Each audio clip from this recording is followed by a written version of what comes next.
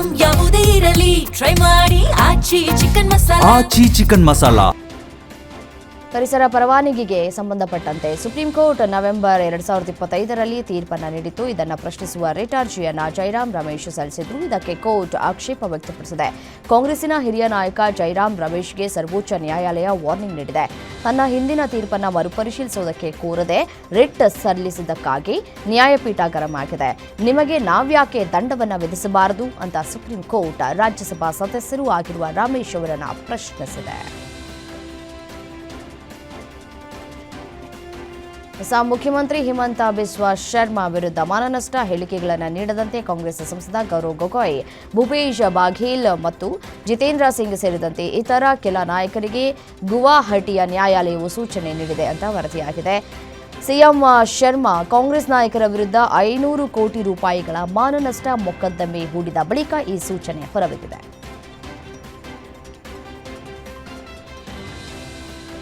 ಬಂಗಾಳಿ ಭಾಷೆಯಲ್ಲಿ ಮಾತನಾಡಿದ ಎನ್ನುವ ಕಾರಣಕ್ಕಾಗಿ ಮಹಾರಾಷ್ಟ್ರದ ಪುಣೆಯಲ್ಲಿ ರಾಜ್ಯದ ವಲಸೆ ಕಾರ್ಮಿಕನೊಬ್ಬನನ್ನು ಕೊಲೆ ಮಾಡಲಾಗಿದೆ ಅಂತ ಪಶ್ಚಿಮ ಬಂಗಾಳ ಮುಖ್ಯಮಂತ್ರಿ ಮಮತಾ ಬ್ಯಾನರ್ಜಿ ಹೇಳಿದ್ದಾರೆ.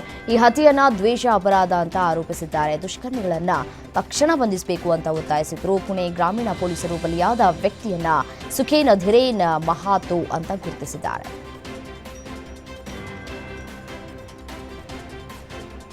ಕರೂರು ಕಾಲ್ತುಳಿತದ ಬಳಿಕ ನಟ ವಿಜಯ್ ನೇತೃತ್ವದ ಟಿವಿಕೆ ಪಕ್ಷದ ಸಮಾವೇಶಕ್ಕೆ ತಮಿಳುನಾಡು ಪೊಲೀಸರು ಭಾರೀ ಬಿಗಿ ಬಂದೋಬಸ್ತನ್ನು ಕೈಗೊಂಡಿದ್ದಾರೆ. ಸೇಲಂನಲ್ಲಿ ನಡೀತಾ ಇರುವಂತಹ ರ್ಯಾಲಿಗೆ ಪುದುಚೇರಿ ಪೊಲೀಸರು QR ಕೋಡ್ ಎಂಟ್ರಿ ಪಾಸ್ ಪರಿಚಯಿಸಿದ್ದಾರೆ. ಅಷ್ಟೇ ಅಲ್ಲ, ಸಮಾವೇಶದಲ್ಲಿ ಭಾಗವಹಿಸುವವರ ಸಂಖ್ಯೆಗೂ ಮಿತಿ ಹಾಕಿದ್ದಾರೆ. ಯಾವುದೇ ಅಪಾಯ ಆಗದಂತೆ ಮುನ್ನೆಚ್ಚರಿಕೆಯನ್ನು ವಹಿಸಿದ್ದಾರೆ.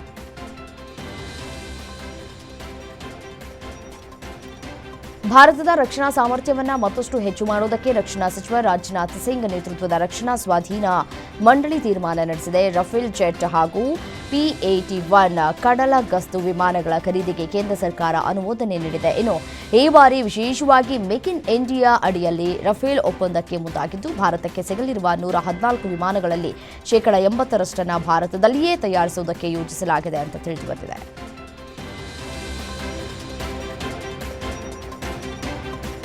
ಮಾಜಿ ಸೇನಾ ಮುಖ್ಯಸ್ಥ ಜನರಲ್ ಎಂಎಂ ನರಾವಣೆಯವರ ಪ್ರಕಟವಾಗದ ಆತ್ಮಕಥೆ ಸುತ್ತಲಿನ ವಿವಾದದ ಹಿನ್ನೆಲೆ ರಕ್ಷಣಾ ಸಚಿವಾಲಯವು ಕಠಿಣ ಮಾರ್ಗಸೂಚಿಗಳನ್ನು ರೂಪಿಸುವ ದಿಕ್ಕಿನಲ್ಲಿ ಕ್ರಮ ಕೈಗೊಂಡಿದೆ. ಸೈನ್ಯಕ್ಕೆ ಸಂಬಂಧಿಸಿದಂತಹ ಪುಸ್ತಕಗಳನ್ನು ಬರೆಯುವ ಮತ್ತು ಪ್ರಕಟಿಸುವ ಪ್ರಕ್ರಿಯೆಯನ್ನು ಸ್ಪಷ್ಟಗೊಳಿಸುವ ಹೊಸ ನಿಯಮಗಳು ಶೀಘ್ರದಲ್ಲಿ ಜಾರಿಯಾಗುವ ಸಾಧ್ಯತೆ ಇದೆ. ವಿಶ್ವಸಂಸ್ಥೆಯ ಭದ್ರತಾ ಮಂಡಳಿಯ ನಿರ್ಬಂಧಗಳ ಮೇಲ್ವಿಚಾರಣಾ ಸಮಿತಿಯ ಹೊಸ ವರದಿಯು ಪಾಕಿಸ್ತಾನದ ಬಗ್ಗೆ ಮಹತ್ವದ ಮಾಹಿತಿಯನ್ನು ಬಹಿರಂಗಪಡಿಸಿದೆ. ಪಾಕಿಸ್ತಾನ ಮೂಲದ ಭಯೋತ್ಪಾದಕ ಸಂಘಟನೆ ಜೈಷ್ ಎ ಮೊಹಮ್ಮದ್ ದೆಹಲಿಯ ಐತಿಹಾಸಿಕ ಕೆಂಪುಕೋಟೆಯ ಬಳಿ ನಡೆದ ಭಯೋತ್ಪಾದಕ ದಾಳಿಗೆ ನೇರ ಸಂಬಂಧ ಹೊಂದಿದೆ ಅಂತ ವರದಿಯು ಸ್ಪಷ್ಟವಾಗಿ ಹೇಳ್ತಾ ಇದೆ. ಜೈಷ್ ಎ ಮೊಹಮ್ಮದ್ ಭಾರತದಲ್ಲಿ ಭಯೋತ್ಪಾದಕ ದಾಳಿಗಳನ್ನು ನಡೆಸಿದ್ದು ಮಾತ್ರವಲ್ಲದೆ ತನ್ನ ಬಲ ಮತ್ತು ಜಾಲವನ್ನು ವಿಸ್ತರಿಸ್ತಾ ಇದೆ. ಜೂನ್ 12, 2025ರಂದು ಅಹಮದಾಬಾದ್ನಿಂದ ಲಂಡನ್ಗೆ ಹಾರ್ತಾ ಇದ್ದಂತಹ ಏರ್ ಇಂಡಿಯಾ ವಿಮಾನ 171 ಟೇಕ್ ಆಫ್ ಆದ ಸ್ವಲ್ಪ ಸಮಯದ ನಂತರ ಅಪಘಾತಕ್ಕೀಡಾಗಿ 12 ಸಿಬ್ಬಂದಿ ಸೇರಿದಂತೆ ವಿಮಾನದಲ್ಲಿದ್ದಂತಹ 242 ಜನರು ಸಾವನ್ನಪ್ಪಿದರು. ಇದೀಗ ಆ ಕುರಿತು ತನಿಖೆ ನಡೀತಾ ಇದ್ದು ಅಂತಿಮ ವರದಿ ಸಿದ್ಧವಾಗಿದೆ. ಏರ್ ಇಂಡಿಯಾ ಫ್ಲೈಟ್ 171 ಪತನ ಉದ್ದೇಶಪೂರ್ವಕ ಅಂತ ತಿಳಿದು ಬಂದಿದ್ದು, ಪೈಲಟ್ಗಳಲ್ಲಿ ಒಬ್ಬರು ವಿಮಾನದ ಇಂಧನ ಸ್ವಿಚ್ಗಳನ್ನು ಆಫ್ ಮಾಡಿದ್ರಿಂದ ಈ ಅಪಘಾತ ಸಂಭವಿಸಿದೆ ಅಂತ ತನಿಖಾಧಿಕಾರಿಗಳು ತಿಳಿಸಿದ್ದಾರೆ.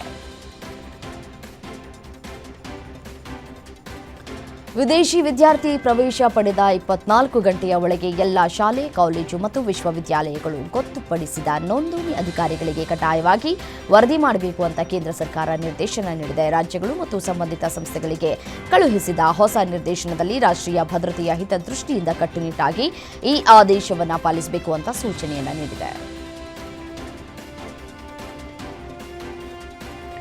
ಹರಿಯಾಣದ ಅಂಬಾಲದಲ್ಲಿ ಕುಡಿದ ಮತ್ತಿನಲ್ಲಿ ವಾಹನ ಚಲಾಯಿಸ್ತಾ ಇದ್ದಂತಹ ಹರಿಯಾಣದ ಪೊಲೀಸ್ ಅಧಿಕಾರಿಯೊಬ್ಬರು ಮಹಿಳೆಗೆ ಡಿಕ್ಕಿ ಹೊಡೆದ ಪರಿಣಾಮ ಮಹಿಳೆ ಸಾವನ್ನಪ್ಪಿದ್ದಾರೆ.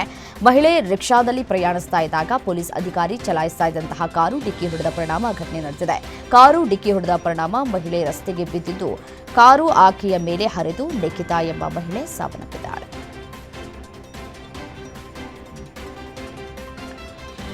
ಈ ಫೆಬ್ರವರಿ 15ರಂದು ಮಹಾಶಿವರಾತ್ರಿ ನಡೆಯಲಿದೆ. ಕೊಯಮತ್ತೂರಿನ ಏಷಾ ಯೋಗ ಕೇಂದ್ರದಲ್ಲಿ ನಡೆಯುವ ಈ ಬಾರಿಯ ಉತ್ಸವದಲ್ಲಿ ಕೇಂದ್ರ ರಕ್ಷಣಾ ಸಚಿವ ರಾಜನಾಥ್ ಸಿಂಗ್ ಮುಖ್ಯ ಅತಿಥಿಯಾಗಿ ಭಾಗವಹಿಸಲಿದ್ದಾರೆ. ಮಹಾರಾಷ್ಟ್ರದ ಮುಖ್ಯಮಂತ್ರಿ ದೇವೇಂದ್ರ ಫಡ್ನವೀಸ್, ಸಂಸದೀಯ ವ್ಯವಹಾರಗಳ ಸಚಿವ ಎಲ್ ಮುರುಗನ್ ಮತ್ತು ಇತರ ಗಣ್ಯರು ಕೂಡ ಪಾಲ್ಗೊಳ್ಳಲಿದ್ದಾರೆ. ಮುಂಬೈನಲ್ಲಿ ಮೊದಲ ಮ್ಯೂಸಿಕಲ್ ರೋಡ್ ನಿರ್ಮಿಸಲಾಗಿದ್ದು, ಆ ರಸ್ತೆಯ ಮೇಲೆ ವಾಹನ ಹೋದರೆ ಜೈ ಹೋ ಹಾಡು ಕೇಳುತ್ತೆ. ಈ ರಸ್ತೆಯನ್ನ ಮುಂಬೈ ಕರಾವಳಿ ರಸ್ತೆಯಲ್ಲಿ ನಿರ್ಮಿಸಲಾಗಿದೆ. ಮುಖ್ಯಮಂತ್ರಿ ದೇವೇಂದ್ರ ಫಡ್ನವೀಸ್ ರಸ್ತೆಯನ್ನ ಉದ್ಘಾಟಿಸಿದ್ರು. ಉಪಮುಖ್ಯಮಂತ್ರಿ ಏಕನಾಥ್ ಶಿಂದೆ ಸಹ ಉಪಸ್ಥಿತರಿದ್ದರು. ನಾರಿಮನ್ ಪಾಯಿಂಟ್ನಿಂದ ವರ್ಲಿಗೆ ಹೋಗುವ ಲೇನ್ನಲ್ಲಿ ಬಿಎಂಸಿ ಈ ವಿಶೇಷ ರಸ್ತೆಯನ್ನ ನಿರ್ಮಿಸಿದೆ.